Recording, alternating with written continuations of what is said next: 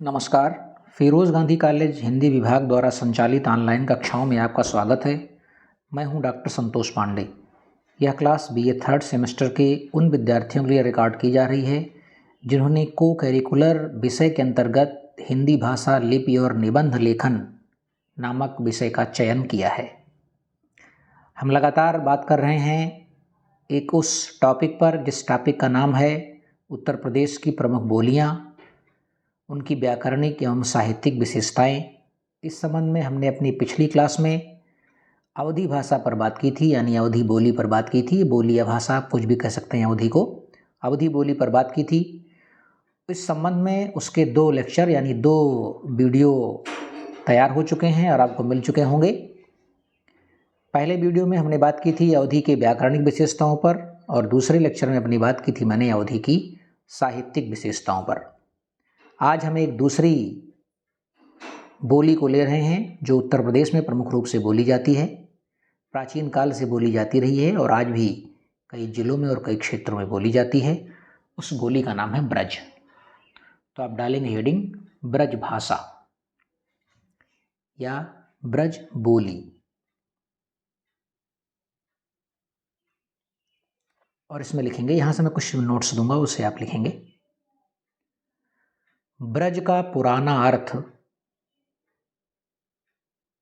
ब्रज का पुराना अर्थ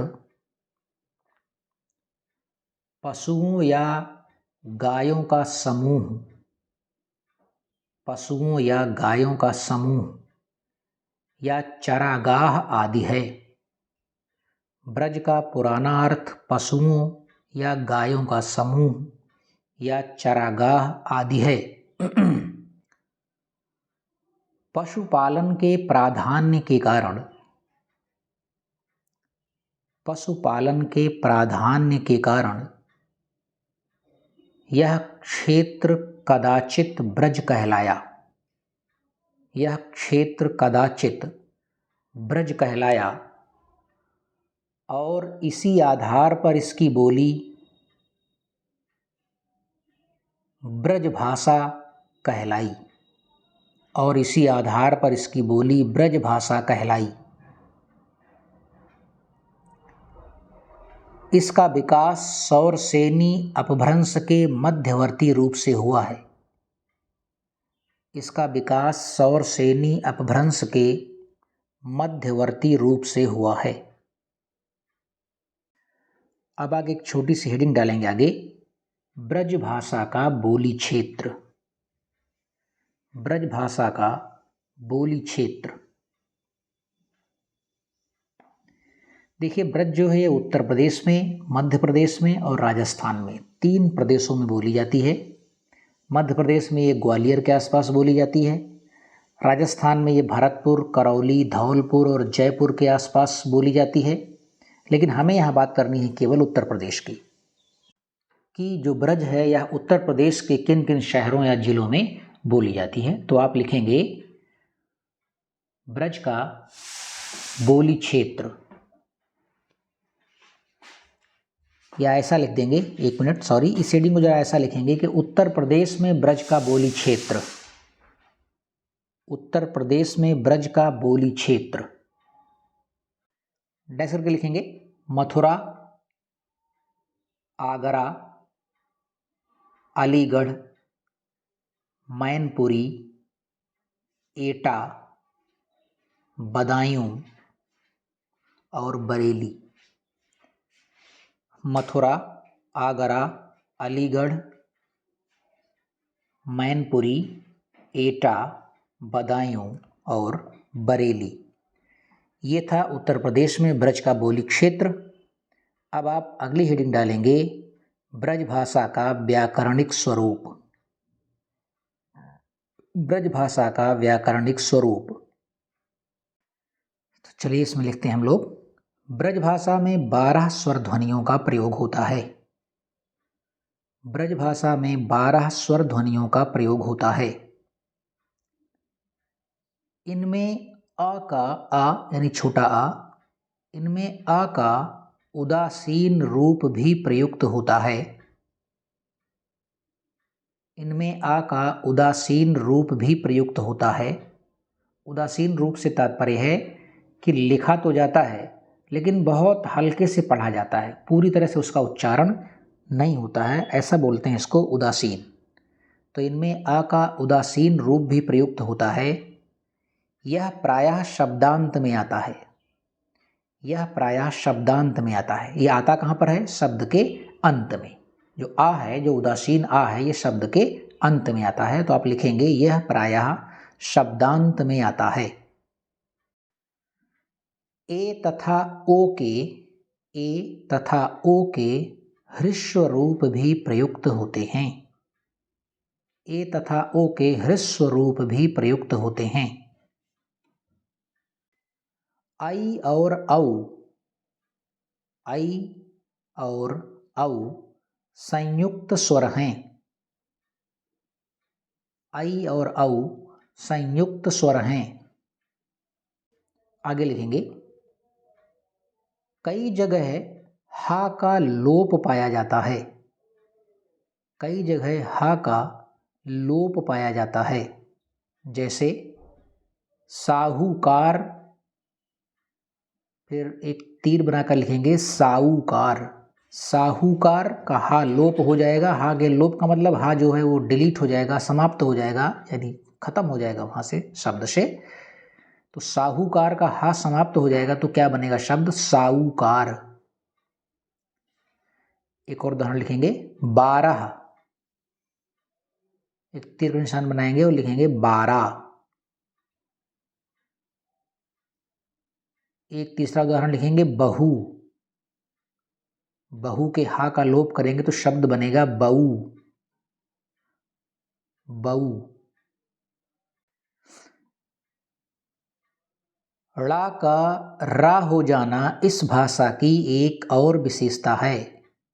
ड़ा का रा हो जाना इस भाषा की एक और विशेषता है। जैसे घोड़ा, घोड़ा, फिर आगे एक तीर का निशान बनाएंगे, लिखेंगे घोड़ा।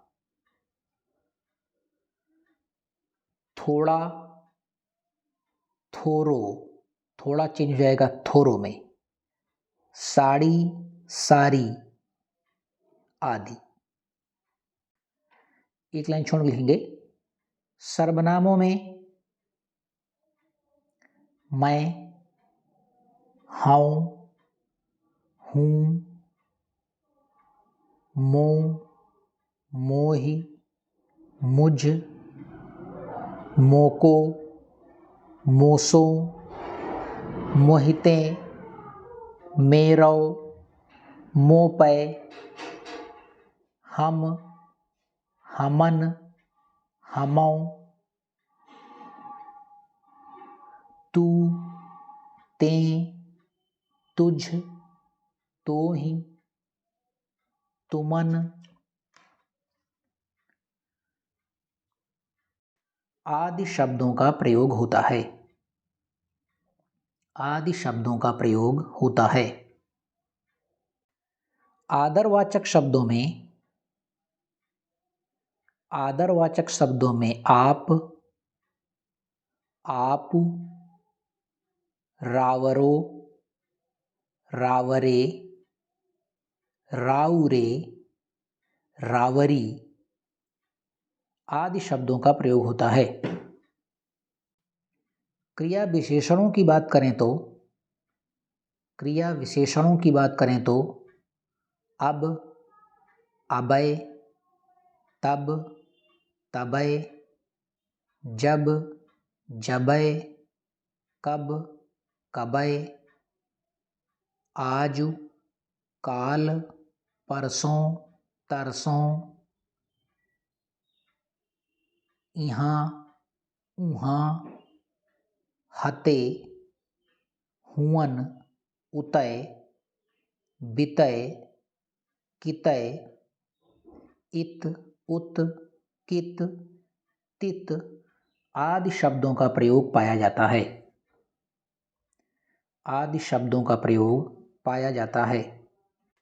एक लाइन छोड़ कर लिखेंगे, ब्रज भाषा का इतिहास या विकास 3 कालों में विभाजित किया जा सकता है। ब्रजभाषा का इतिहास या विकास 3 कालों में विभाजित किया जा सकता है। आदिकाल प्रारंभ से 1525 ईस्वी, आदिकाल प्रारंभ से 1525 ईस्वी, मध्यकाल 1525 से 1800 ईस्वी, आधुनिक काल 1800 ईस्वी से अब तक।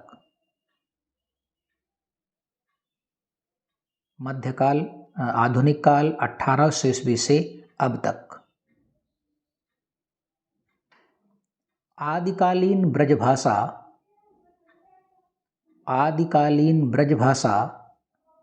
जैसा कि स्वाभाविक है, आदिकालीन ब्रजभाषा जैसा कि स्वाभाविक है अपभ्रंश से बहुत प्रभावित है। आदिकालीन ब्रजभाषा जैसा कि स्वाभाविक है अपभ्रंश से बहुत प्रभावित है तथा उसके सभी रूपों का समुचित विकास नहीं हुआ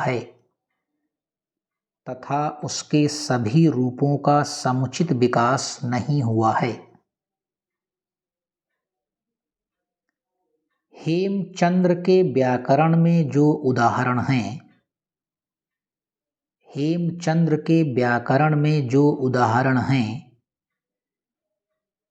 उनकी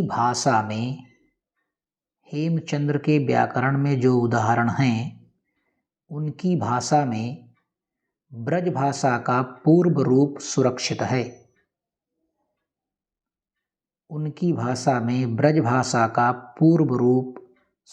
है। तो ये हो गया ब्रज का बोली क्षेत्र और उसकी व्याकरणिक विशेषताएं। अब हम अपनी अगली क्लास में चर्चा करेंगे ब्रज भाषा के साहित्यिक स्वरूप के संबंध में। तो इस क्लास को मैं यहीं पर समाप्त करता हूँ। अगली क्लास में आपसे बहुत जल्द मुलाकात होगी। नमस्कार।